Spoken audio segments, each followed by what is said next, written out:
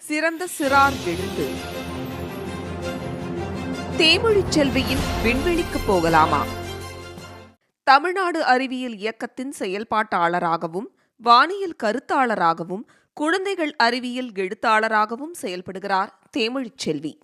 மூட நம்பிக்கைகளை அறிவியல் வழியே போக்குவதே இவரது குறிக்கோள்.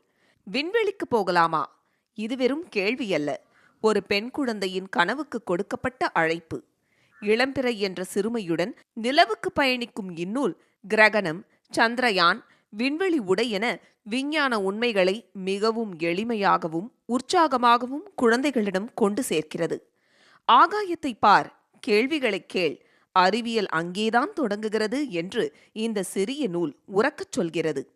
அது மட்டுமல்ல, விஞ்ஞானம் என்பது ஆண்களுக்கு மட்டுமானதல்ல என்கிற செய்தியையும் மௌனமாக முன்வைக்கிறது.